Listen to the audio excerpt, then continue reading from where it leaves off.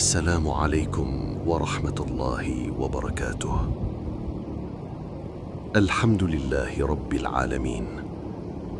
Segala puji hanya milik Allah subhanahu wa ta'ala, Tuhan semesta alam, Zat yang menciptakan hati, yang menggenggam iman, yang membolak-balikkan perasaan manusia, yang memberi hidayah kepada siapa yang Dia kehendaki dan mencabutnya dari siapa yang Dia kehendaki dengan hikmahnya.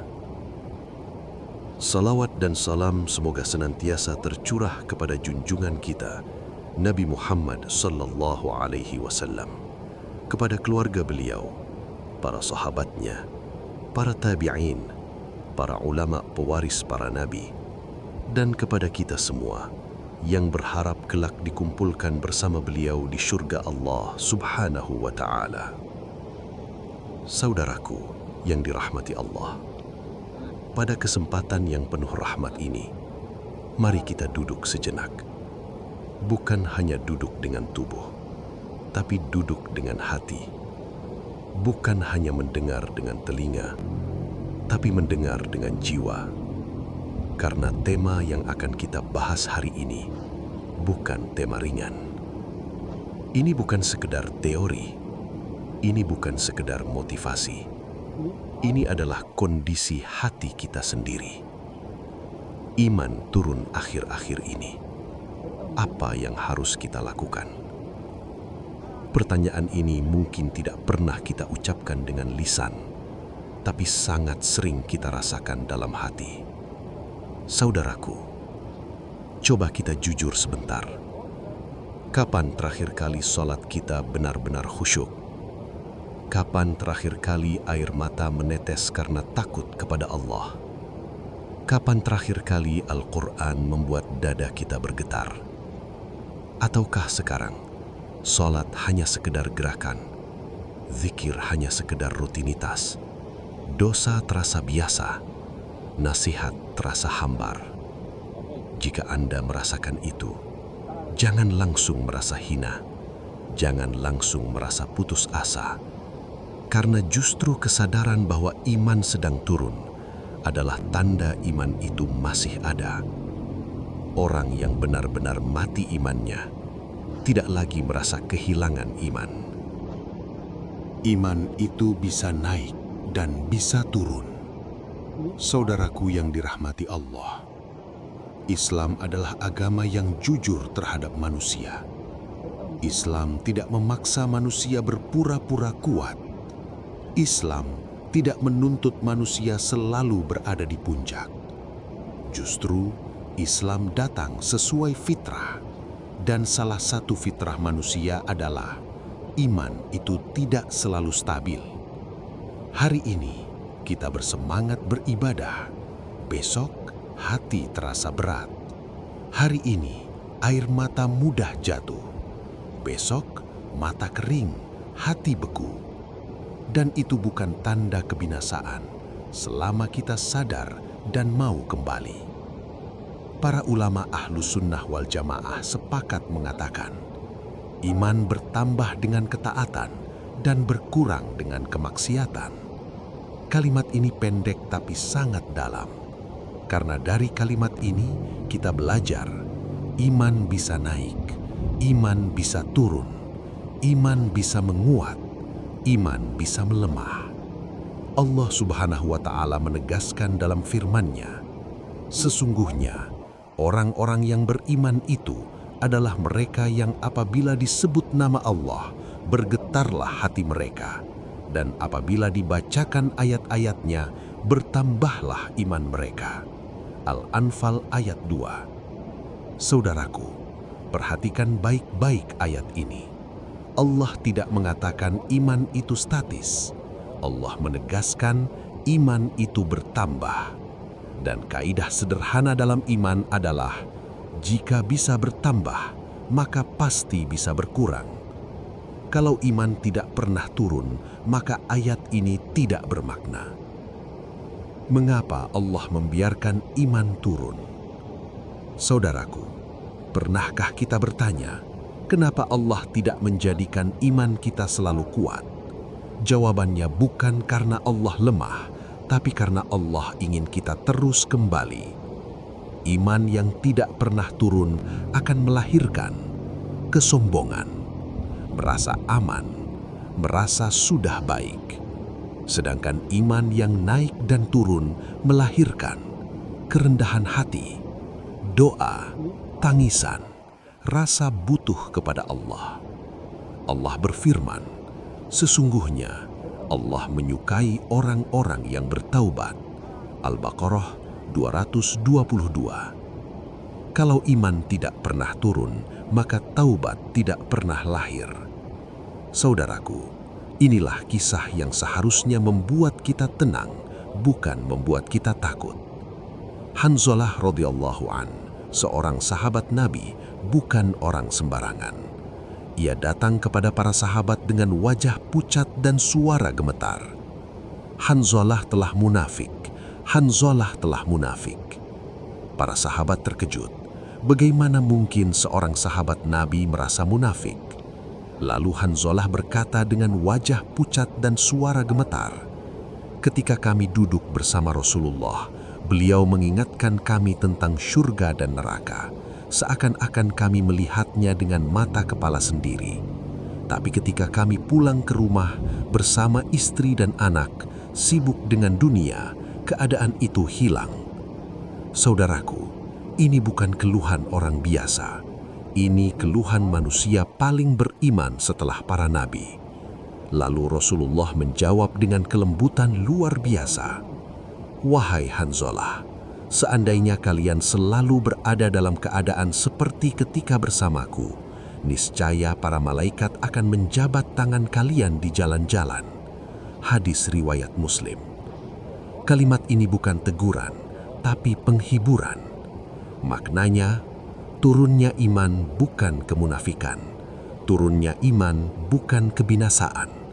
Turunnya iman adalah fitrah manusia.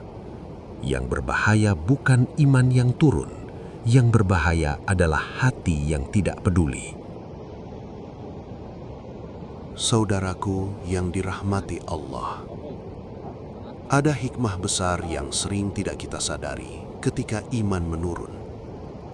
Allah tidak selalu meninggikan iman kita, karena iman yang selalu tinggi bisa melahirkan kesombongan tersembunyi. Merasa, aku sudah baik, aku sudah hijrah, aku lebih taat dari yang lain. Maka Allah turunkan iman, bukan untuk menghancurkan, tetapi untuk meruntuhkan rasa bangga pada diri sendiri. Allah ingin kita kembali berkata, "Ya Allah, tanpamu aku tidak bisa apa-apa." Allah berfirman, "Dan tidaklah kamu menghendaki sesuatu kecuali bila dikehendaki Allah." Quran Surat At-Takwir ayat 29. Agar kita sadar, iman bukan hasil kepintaran. Iman bukan hasil kekuatan. Iman adalah karunia. Iman yang turun membuat doa kita lebih jujur. Saudaraku, perhatikan doa orang yang merasa kuat. Ya Allah, lancarkan urusanku. Namun doa orang yang imannya sedang jatuh. Ya Allah, jangan tinggalkan aku. Doa kedua jauh lebih jujur, lebih hancur, lebih dekat ke langit. Allah mencintai hamba yang datang dengan hati pecah, bukan dada membusung. Rasulullah SAW bersabda, Allah dekat dengan orang yang hatinya hancur karenaku. Hadis riwayat Ahmad, makna sahih. Jangan takut dengan air mata saat iman menurun. Saudaraku, air mata karena iman menurun bukan tanda kelemahan, tapi tanda kehidupan ruhani. Ada orang yang berdosa, tidak menangis, tidak menyesal, tidak peduli. Itulah hati yang mati. Allah berfirman, mereka menyungkur atas muka mereka sambil menangis dan bertambah khusyuk. Quran Surat Al-Isra ayat 109. tangisan karena iman, memadamkan api dosa, membersihkan noda hati, mengundang rahmat. Allah tidak meminta kesucian, Allah meminta kejujuran. Saudaraku, Allah tidak berkata, "Wahai orang-orang suci." Allah berkata, "Wahai orang-orang yang beriman." Iman bukan berarti sempurna, tapi meyakini Allah dan kembali saat jatuh. Allah berfirman, "Sesungguhnya Allah mencintai orang-orang yang bertaubat." Quran Surat Al-Baqarah, ayat 222. Perhatikan, bukan hanya menerima, tapi mencintai. Setiap langkah kecil menuju Allah dicatat langit. Saudaraku, mungkin manusia meremehkan langkahmu. Mungkin manusia berkata, "Baru segitu saja." Tapi langit mencatat setiap niat, setiap air mata, setiap usaha. Rasulullah Shallallahu Alaihi Wasallam bersabda, "Barang siapa berniat melakukan kebaikan lalu tidak sempat melakukannya, Allah tetap mencatatnya satu kebaikan." Hadis riwayat Bukhari dan Muslim. Lalu bagaimana jika niat itu dilakukan meski kecil? Saudaraku, jangan bertanya kapan aku kuat, tapi bertanyalah apa satu langkah hari ini. Bukan kapan aku bisa istiqomah, kapan aku jadi baik, tapi apa satu dosa yang bisa kutinggalkan hari ini? Apa satu solat yang bisa kuperbaiki hari ini? Apa satu ayat yang bisa kubaca hari ini? Karena iman tumbuh dari kebiasaan kecil, bukan dari mimpi besar. Saudaraku, jika engkau masih mendengarkan nasihat, membaca tulisan ini, merindukan Allah, maka ketahuilah, Allah belum menyerah padamu. Allah belum menutup pintu. Allah masih menunggumu. Dan sungguh, tidak ada kebahagiaan yang lebih besar selain kembali kepada Allah dengan hati yang hancur namun jujur. Saudaraku, Allah sering mendekat saat kita merasa paling jauh. Saudaraku yang dirahmati Allah, ada satu rahasia iman yang jarang disadari manusia. Seringkali Allah paling dekat justru ketika kita merasa paling jauh. Kenapa? Karena saat itu kita berhenti mengandalkan diri sendiri. Kita berhenti merasa kuat, kita berhenti merasa mampu, dan mulai berkata dengan jujur, "Ya Allah, aku butuh Engkau." Allah berfirman, "Dan apabila hamba-hambaku bertanya kepadamu tentang aku, maka sungguh aku dekat." Quran Surat Al-Baqarah, ayat 186. Perhatikan ayat ini. Allah tidak berkata, "Aku akan dekat." Allah berkata, "Aku dekat." Bukan nanti, bukan setelah kita suci, bukan setelah kita sempurna, tapi sekarang. Iman turun agar kita belajar berdoa dengan hati, bukan dengan kebiasaan. Saudaraku, saat iman stabil, doa sering menjadi rutinitas. Lisan bergerak, tapi hati tertinggal. Namun saat iman jatuh, doa berubah menjadi tangisan, rintihan, kejujuran total.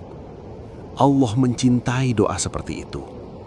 Rasulullah Shallallahu Alaihi Wasallam bersabda, "Doa orang yang terdesak tidak akan ditolak." Hadis riwayat Ahmad. Bukankah orang yang imannya turun sering merasa terdesak? Terdesak oleh dosa, terdesak oleh penyesalan, terdesak oleh rasa takut mati dalam keadaan jauh. Dan disitulah doa menjadi hidup. Saudaraku, setan tak takut dosa. Setan takut taubat. Saudaraku, ketahuilah, setan tidak terlalu senang ketika kita berdosa. Yang membuat setan menang adalah dosa tambah putus asa. Setan ingin setelah dosa, kita berkata, "Percuma, sudah terlalu jauh. Aku memang begini." Padahal Allah berfirman, Sesungguhnya Allah mengampuni dosa-dosa semuanya. Surat Az-Zumar ayat 53. Perhatikan kata semuanya, bukan sebagian, bukan yang ringan saja, bukan yang kecil saja. Selama nyawa belum sampai tenggorokan, matahari belum terbit dari barat, maka pintu taubat masih terbuka. Kisah yang menghancurkan kesombongan, pembunuh 100 nyawa. Saudaraku, pernahkah engkau merasa dosamu terlalu besar? Dengarkan kisah ini. Ada seorang lelaki yang telah membunuh 99 orang. Ia datang kepada seorang ahli ibadah dan bertanya, "Apakah aku masih bisa bertaubat?" Ahli ibadah itu menjawab, "Tidak." Maka ia membunuhnya, genaplah 100 orang. Namun kemudian ia bertanya kepada seorang alim. Orang alim itu menjawab, "Siapa yang bisa menghalangimu dari taubat?" Ia diperintahkan hijrah ke negeri yang baik. Di tengah jalan ia meninggal dunia. Malaikat rahmat dan malaikat azab berselisih. Allah memerintahkan, ukur jarak kedua negeri. Ternyata ia lebih dekat ke negeri taubat. Maka Allah mengampuninya. Hadis Bukhari dan Muslim.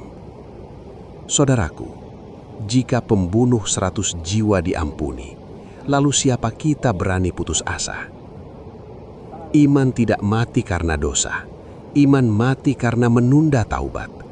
Karena setiap penundaan membuat hati berkata, nanti saja. Dan nanti adalah senjata paling mematikan setan. Allah berfirman, belumkah datang waktunya bagi orang-orang yang beriman untuk tunduk hati mereka mengingat Allah? Surat Al-Hadid ayat 16. Ayat ini bukan untuk orang kafir. Ayat ini untuk orang beriman. Artinya orang beriman pun bisa lalai. Orang beriman pun bisa keras hati. Dan Allah sedang menegur dengan cinta. Saudaraku, jika hari ini kau kembali, itu bisa jadi titik balik hidupmu. Saudaraku, kita sering mengingat masa lalu sebagai, aku pernah sejauh itu. Padahal bisa jadi nanti kita berkata, aku berubah sejak hari itu. Hari ketiga, kita menangis sendiri. Kita membaca nasihat ini. Kita jujur kepada Allah. Allah bisa mengubah satu malam taubat menjadi awal kehidupan baru. Allah berfirman, kecuali orang-orang yang bertaubat, beriman, dan beramal soleh, maka kejahatan mereka diganti Allah dengan kebaikan. Surat Al-Furqan ayat 70. Bukan hanya dihapus, tapi diganti. Jangan takut memulai lagi meski berkali-kali jatuh. Saudaraku, Allah tahu kita lemah. Allah tahu kita jatuh. Allah tahu kita mengulang kesalahan. Tapi Allah ingin melihat apakah kita mau bangkit lagi.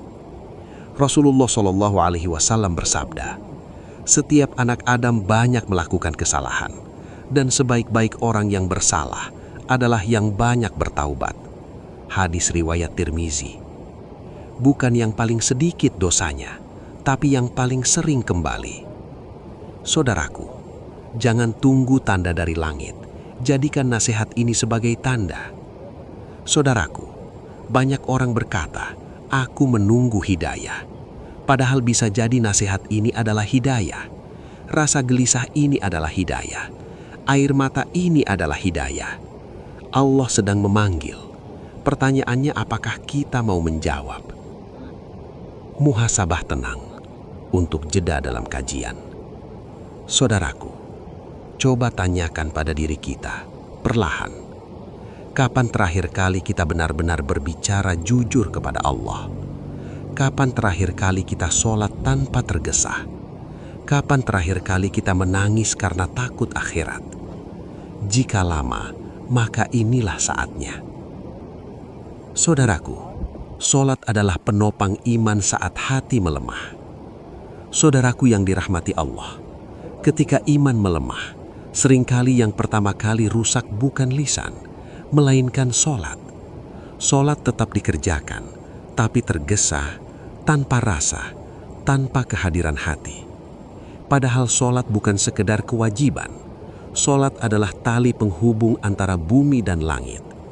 Allah berfirman, "Dirikanlah sholat untuk mengingatku." Perhatikan, Allah tidak berkata, "Dirikanlah sholat agar terlihat baik, dirikanlah sholat agar dianggap soleh," tapi untuk mengingatku. Jika sholat tidak lagi mengingatkan kita kepada Allah, maka iman perlahan melemah. Saudaraku, sholat yang buruk adalah tanda, bukan akhir. Saudaraku, jika hari ini sholat terasa berat, itu bukan tanda Allah membencimu. Itu tanda Allah sedang mengetuk hatimu. Rasulullah Shallallahu Alaihi Wasallam bersabda, "Sesungguhnya sholat itu adalah cahaya." Hadis riwayat Muslim. Cahaya bisa redup, tapi tidak hilang, kecuali jika ditinggalkan. Dan selama sholat masih kita jaga, meski kualitasnya belum sempurna, masih ada harapan besar. Bukan meninggalkan sholat yang memperbaiki iman, tapi memperbaikinya. Saudaraku, kesalahan besar saat iman turun adalah berkata, "Aku belum pantas sholat dengan baik." Padahal justru sholatlah yang memperbaiki iman. Allah berfirman, "Sesungguhnya sholat itu mencegah dari perbuatan keji dan mungkar." Surah Al-Ankabut ayat 45. Jika sholat belum mencegah maksiat, bukan berarti sholatnya sia-sia, tapi sholatnya perlu diperbaiki, bukan ditinggalkan. Cara perlahan memperbaiki sholat saat iman turun. Saudaraku, jangan mulai dari yang berat, mulailah dari yang sederhana. Datang lebih awal, walau 2-3 menit. Tenangkan nafas sebelum takbir. Pahami satu bacaan sholat saja. Jangan buru-buru salam. Langkah kecil ini, jika dijaga, akan menghidupkan kembali rasa dalam sholat. Kisah sahabat, sholat sebagai tempat berlindung. Saudaraku, ketika Rasulullah menghadapi kesedihan, apa yang beliau lakukan? Beliau bersabda kepada Bilal, "Wahai Bilal, istirahatkan kami dengan sholat." Hadis riwayat Abu Daud. Perhatikan, bukan setelah sholat kita istirahat, tapi sholat adalah istirahat. Orang yang imannya hidup menjadikan sholat sebagai tempat pulang. Saudaraku, jika kau kehilangan rasa dalam sholat, jangan tinggalkan sholat. Saudaraku, perasaan bisa hilang, kebiasaan bisa pudar, tapi kewajiban tetap harus dijaga. Karena perasaan mengikuti ketaatan, bukan ketaatan mengikuti perasaan. Allah berfirman, "Dan mohonlah pertolongan dengan sabar dan sholat." Surah Al-Baqarah ayat 45. Bukan mohonlah pertolongan setelah hatimu tenang, tapi dengan sholat itulah ketenangan datang. Saudaraku, iman bangkit dari hal-hal yang sering diremehkan. Saudaraku, seringkali kita menunggu momen besar, kajian besar, tangisan besar, perubahan besar. Padahal iman sering bangkit dari hal kecil. Sholat tepat waktu, istighfar pelan, ayat pendek, dosa kecil yang ditinggalkan. Allah berfirman, "Barang siapa mengerjakan kebaikan seberat zarah, niscaya dia akan melihatnya." Surah Az-Zalzalah ayat 7. Tidak ada kebaikan kecil di sisi Allah.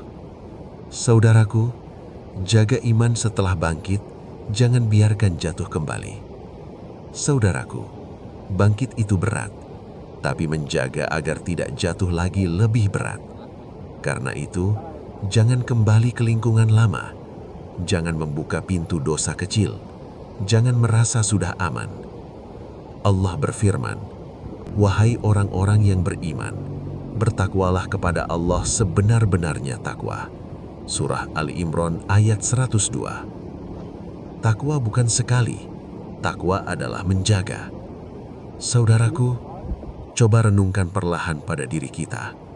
Sholat mana yang paling sering kita tunda? Bacaan sholat mana yang tidak pernah kita pahami? Dosa apa yang paling sering kita ulang diam-diam? Jawaban itu bukan untuk orang lain. Jawaban itu untuk kita bawa kepada Allah. Saudaraku, Al-Quran adalah obat saat iman terluka. Saudaraku yang dirahmati Allah, ketika iman melemah seringkali yang pertama kita tinggalkan adalah Al-Quran. Bukan karena kita membencinya, tetapi karena hati kita sedang berat untuk mendekat. Padahal Al-Quran bukan kitab untuk orang yang sudah suci, melainkan kitab yang menyucikan. Allah Subhanahu wa Ta'ala berfirman, "Wahai manusia, sungguh telah datang kepadamu pelajaran dari Tuhanmu, penyembuh bagi penyakit yang ada di dalam dada, dan petunjuk serta rahmat bagi orang-orang yang beriman." Surah Yunus ayat 57. Perhatikan ayat ini dengan perlahan. Allah menyebut Al-Quran sebagai mau'izah, nasihat yang menembus hati, syifa'a, penyembuh penyakit dada, hudan, petunjuk arah, rahmah, kasih sayang Allah. Artinya, jika iman sakit, jangan menjauh dari Al-Quran, justru datanglah kepadanya. Saudaraku, Al-Quran bukan sekedar dibaca, tapi didatangi dengan hati. Saudaraku, banyak orang berkata, "Aku jarang membuka Al-Quran karena tidak paham." Padahal Al-Quran pertama-tama bekerja pada hati, bukan pada logika. Allah berfirman, "Sekali-kali tidak, bahkan apa yang mereka kerjakan itu telah menutupi hati mereka." Surah Al-Mutaffifin ayat 14. Maka ketika Al-Quran terasa hambar, jangan salahkan ayatnya, periksalah dosa yang belum kita lepaskan. Istighfar adalah kunci membuka kembali rasa dalam Al-Quran. Saudaraku, jika engkau ingin Al-Quran kembali menyentuh, perbanyaklah istighfar sebelum membacanya. Rasulullah Shallallahu Alaihi Wasallam bersabda, "Sesungguhnya hatiku terkadang tertutup, dan aku beristighfar kepada Allah lebih dari 70 kali dalam sehari." Hadis riwayat Muslim. Padahal beliau maksum. Lalu bagaimana dengan kita? Istighfar membersihkan hati, melembutkan jiwa, membuka jalan cahaya. Cukup katakan, "Astaghfirullah," dengan penuh kejujuran, bukan sekedar lisan. Kisah salaf menangis saat membaca satu ayat. Saudaraku, sebagian salafus solih membaca satu ayat semalaman. Kenapa? Karena ayat itu berdialog dengan hidup mereka. Allah berfirman, "Apakah belum datang waktunya bagi orang-orang yang beriman untuk tunduk hati mereka mengingat Allah dan kebenaran yang telah diturunkan?" Surah Al-Hadid ayat 16. Ayat ini membuat banyak sahabat menangis karena mereka merasa ini sedang berbicara tentang aku. Al-Quran tidak selalu perlu banyak, kadang hanya perlu tepat sasaran. Saudaraku, jangan tunggu hati lembut untuk membaca Al-Quran. Saudaraku, jangan berkata, "Nanti kalau hatiku sudah siap," karena Al-Quranlah yang melembutkan hati, bukan sebaliknya. Allah berfirman, "Kemudian setelah itu hatimu menjadi keras seperti batu, bahkan lebih keras lagi." Surah Al-Baqarah ayat 74. Dan Allah juga berfirman, "Ingatlah, hanya dengan mengingat Allah, hati menjadi tenang." Surah Ar-Ra'd ayat 28. Ketenangan tidak didapat sebelum membaca, ketenangan datang setelah mendekat. Saudaraku, coba tanyakan perlahan pada diri kita. Kapan terakhir kali kita membaca Al-Quran tanpa tergesa-gesa? Ayat apa yang terakhir benar-benar menyentuh hati kita? Sudah berapa lama mushaf kita hanya menjadi pajangan? Jika lama, maka hari ini adalah waktu terbaik untuk kembali. Saudaraku, zikir adalah nafas iman di tengah kesibukan dunia. Saudaraku yang dirahmati Allah, salah satu sebab terbesar iman melemah bukan karena kita membenci agama, tetapi karena kita terlalu sibuk dengan dunia. Bukan sibuk berbuat maksiat saja, bahkan sibuk dengan hal yang halal, pekerjaan, keluarga, usaha, tanggung jawab, hingga hati kita jarang menyebut Allah. Padahal iman itu seperti api kecil, jika tidak diberi bahan bakar, ia akan padam perlahan. Allah Subhanahu wa Ta'ala berfirman, "Wahai orang-orang yang beriman, ingatlah Allah dengan zikir yang banyak, Surah Al-Ahzab ayat 41. Perhatikan, Allah tidak berkata, ingatlah sesekali. Allah berkata, zikir yang banyak, karena dunia akan menarik kita setiap saat. Saudaraku, zikir bukan hanya untuk orang yang luang. Saudaraku, ada anggapan keliru. Aku belum bisa berzikir karena hidupku terlalu sibuk.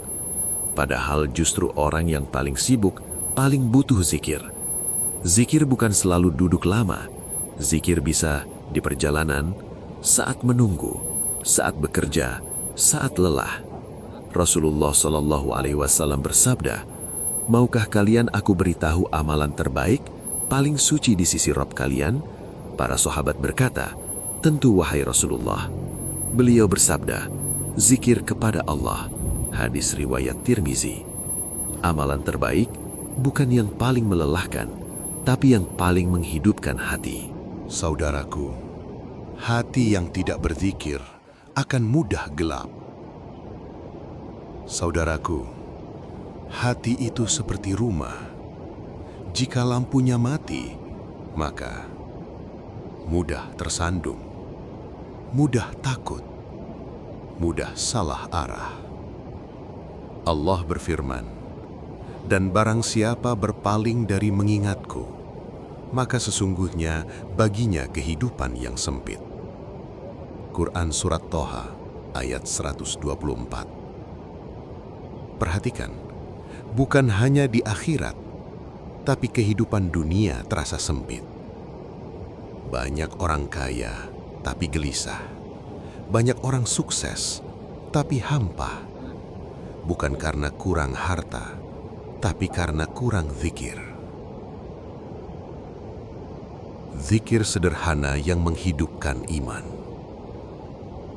Saudaraku, jangan mulai dari zikir yang berat.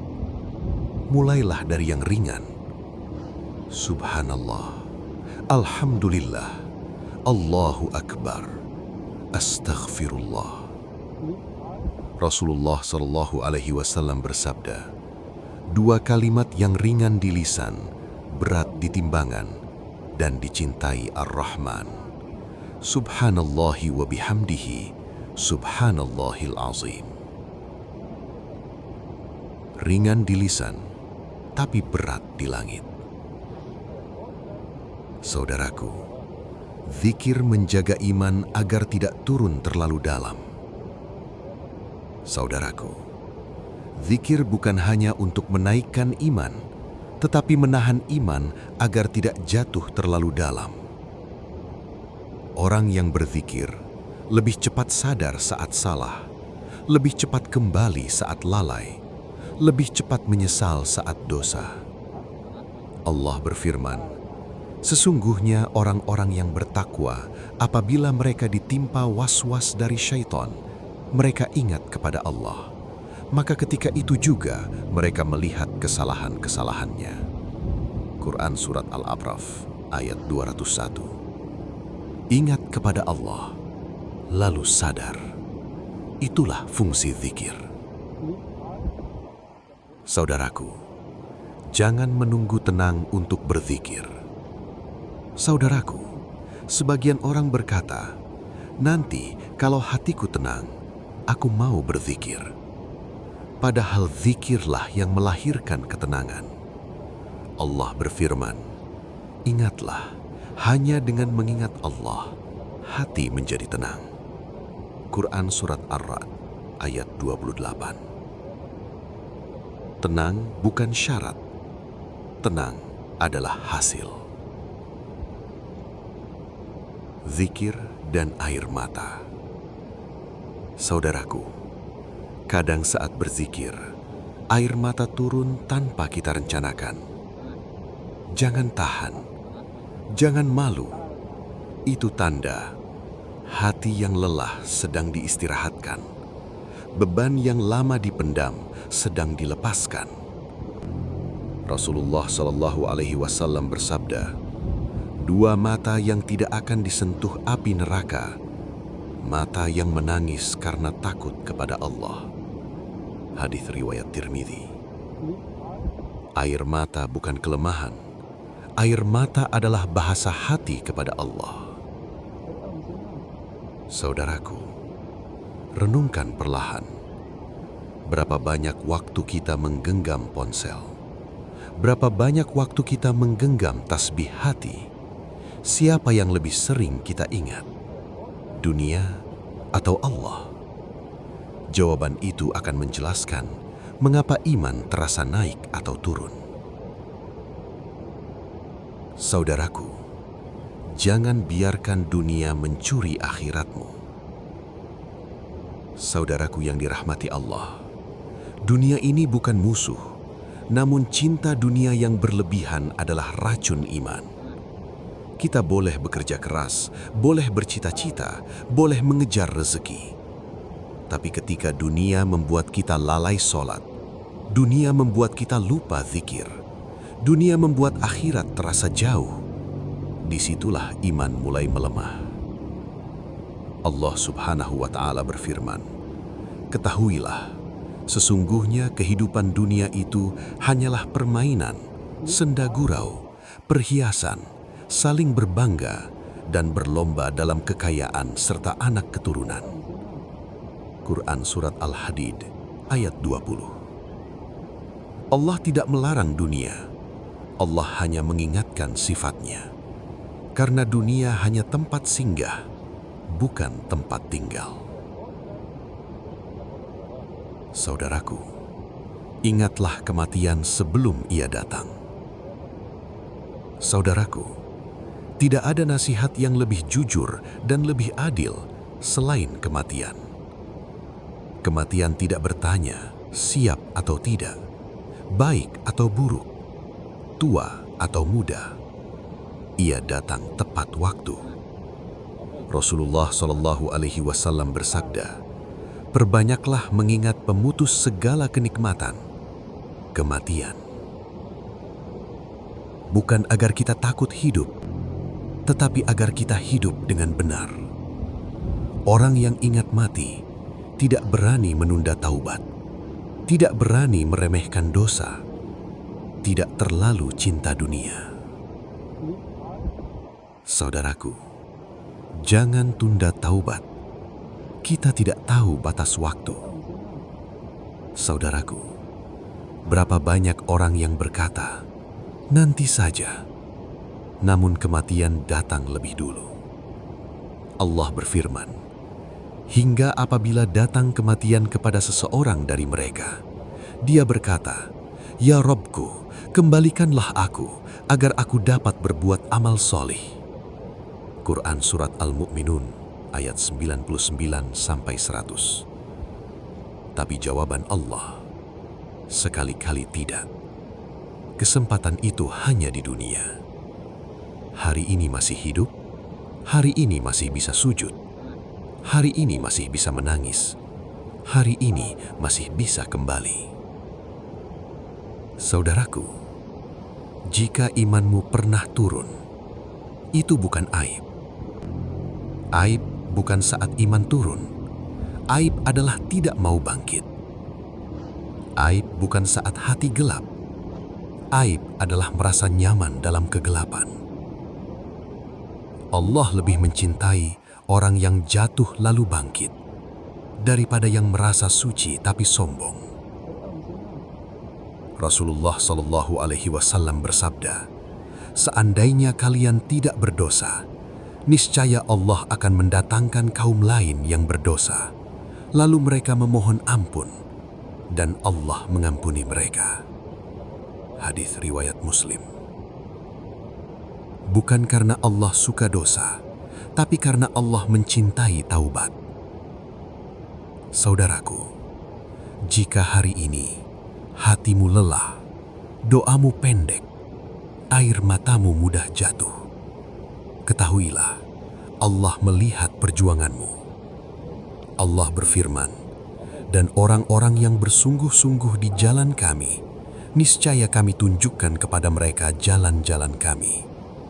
Quran Surat Al-Ankabut ayat 69. Bersungguh-sungguh bukan berarti sempurna. Bersungguh-sungguh berarti tidak menyerah. Saudaraku, tidak ada kata terlambat selama jantung masih berdetak, nafas masih keluar masuk. Allah berfirman, sesungguhnya Allah menerima taubat seorang hamba selama nyawanya belum sampai di tenggorokan. Hadis riwayat Tirmidzi. Selama hidup, pintu itu terbuka. Saudaraku yang dirahmati Allah, sebelum kita berpisah, mari kita tundukkan hati. Mari kita kembali kepada Allah, bukan dengan rasa bangga, tapi dengan rasa butuh. Mari kita ucapkan dalam hati, Ya Allah, jika iman kami lemah, kuatkan. Jika hati kami jauh, dekatkan. Jika kami jatuh, bangkitkan. Jangan Engkau biarkan kami mati, kecuali dalam keadaan Engkau ridho. Dan mari kita tutup dengan doa yang paling sering dibaca Rasulullah. Allahumma ya muqallibal qulub, thabbit qulubana ala dinik. Wahai Dat yang membolak-balikkan hati, tetapkanlah hati kami di atas agamamu. Amin ya rabbal alamin. Wassalamualaikum warahmatullahi wabarakatuh.